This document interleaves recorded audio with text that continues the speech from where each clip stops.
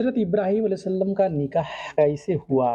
इन सब के बाद आपने शहर बाबिल से हिजरत करके मुल्क शाम के हरान नामी बस्ती में मुकीम हुए और अपने चाचा हारान की बेटी हज़रत सारा अलैहिस्सलाम से शादी की। हारान के लोग बुत परस्त नहीं थे, बल्कि सितारों की पूजा किया करते थे। जब इब्राहिम अलैहिस्सलाम ने देखा कि ये सितारों की पूजा करते हैं, तो इरादा किया कि उनको बताएंगे कि सितारों की पूजा करना सही नहीं है और सितारा परस्त थे, इसलिए वो उनकी इबादत का वक्त जो है रात को था। चुनांचे इब्राहिम अलैहिस्सलाम ने ये दिखाने के लिए कि उनकी इबादत बातिल है, एक रात अल्लाह ने आसमान के दरवाजे और पर्दे खोल दिए, तो आप हज़रत इब्राहिम अलैहिस्सलाम ने चाँद, सितारे और आसमान की सल्तनत को देखा। हज़रत इब्राहिम अलैहिस्सलाम एक रात बस्ती वालों सितारा परस्त लोगों के साथ निकले। अचानक एक सितारा तुलु यानी निकला, जो देखने में बहुत ही खूबसूरत और उसकी चमक-दमक बहुत थी। और हज़रत इब्राहिम अलैहिस्सलाम ने बतौर मज़ाक से कहा, "ये मेरा रब है।" फिर जब कुछ देर बाद सितारा गुरूब हो गया, तो कहने लगे, "ये तो गुरूब हो गया है, ये रब कैसे हो सकता है, जो छुप जाए, गुरूब होने वाले को पसंद नहीं करता।" अगले रोज रात फिर सब लोगों के साथ निकले तो चाँद को देखा। ये शक्ल सूरत में सितारों से ज़्यादा खूबसूरत और रोशन था। लेकिन जब वो भी गुरूब हो गया, तो इब्राहिम अलैहिस्सलाम ने कहने लगे, "अगर मेरे रब ने हिदायत नहीं की तो मैं गुमराह लोगों में शामिल हो जाऊँगा। ऐ अल्लाह, तू कहाँ है? मेरी रहनुमाई फरमा।" इन बातों से आप अलैहिस्सलाम उन लोगों की रहनुमाई फरमा रहे थे ताकि वो गौर करें। फिर जब जब दिन में सूरज तुलू हुआ, तो आप कहने लगे, ये मेरा रब है, ये तो सबसे बड़ा है। फिर उसके तरफ मुतवज्जे होकर कहा, "तुम रात को छोटे छोटे रब को पूजा करते हो, क्यों ना इस एक ही बड़े रब की पूजा करो।" लेकिन जब वो भी चुप हो गया, तो कहने लगे, "मैं तो तुम्हारे शिर्क से बार हूँ, ये माबूद कैसे हो सकते हैं, इनमें तो तब्दीली आती रहती है।"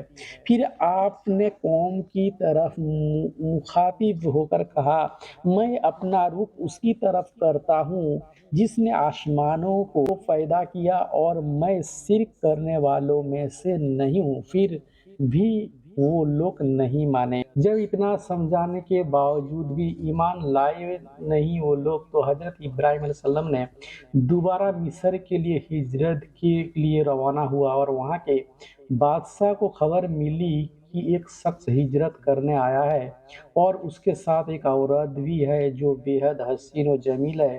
चुनांचे उसने अपने शागिर्द को का भेजा और उससे पूछने लगा कि वो औरत जो उनके साथ आ रही है, पूछना कि उसके साथ जो आदमी है वो कौन है, अगर वो उसका शौहर है तो उसे कत्ल कर देना। इधर अल्लाह ने हज़रत इब्राहीम अलैहिस्सलाम को वही भेजी।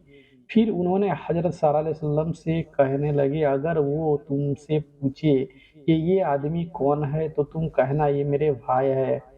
हज़रत इब्राहीम अलैहिस्सलाम ने बोले, "ऐ सारा, इस सरज़मीन पर मेरे और तेरे सिवा कोई भी मोमिन नहीं है, और इस लिहाज से हम दोनों भाई-बहन हैं।" फिर बादशाह ने इब्राहीम अलैहिस्सलाम को तलब किया और पूछा, "है औरत कौन है?" आपने फरमाया, "ये मेरी बहन है।"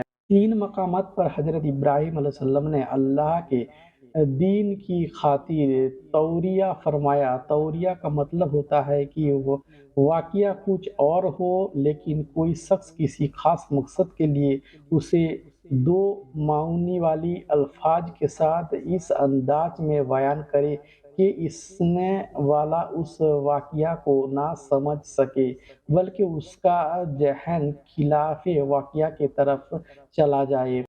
دوستو، ظالم بادشاہ کی بری نیت اور اس کا انجام۔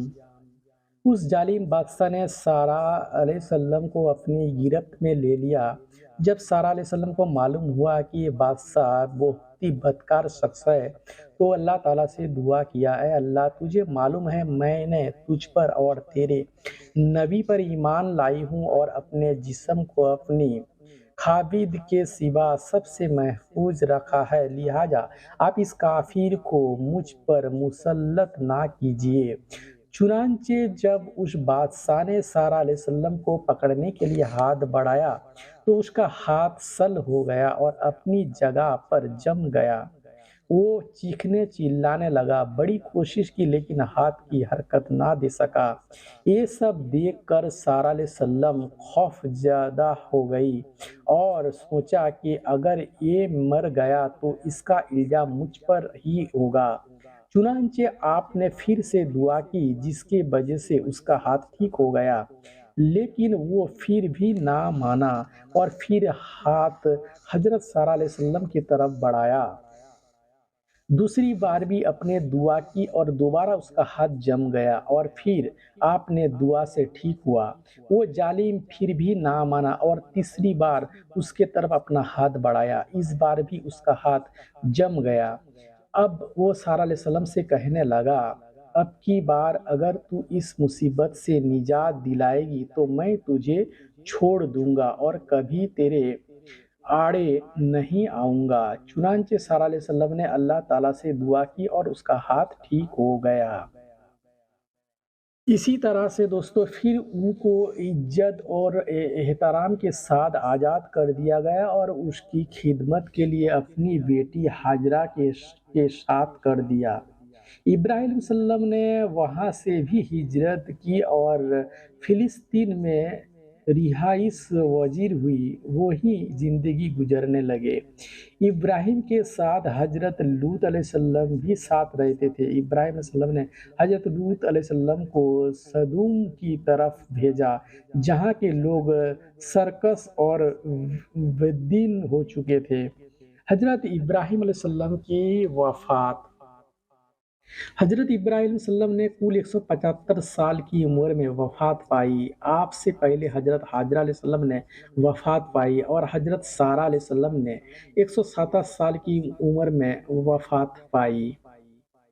حضرت ابراہیم علیہ السلام کے ساتھ حضرت لوط علیہ السلام، حضرت اسماعیل علیہ السلام اور حضرت یعقوب علیہ السلام کا قصہ جڑا ہے، لیکن ایک ہی ویڈیو میں آپ لوگوں کو اتنا کچھ بتا نہیں پاؤں گا۔ تو چلیے انشاءاللہ پھر ملاقات ہوگی دوسری ویڈیو میں۔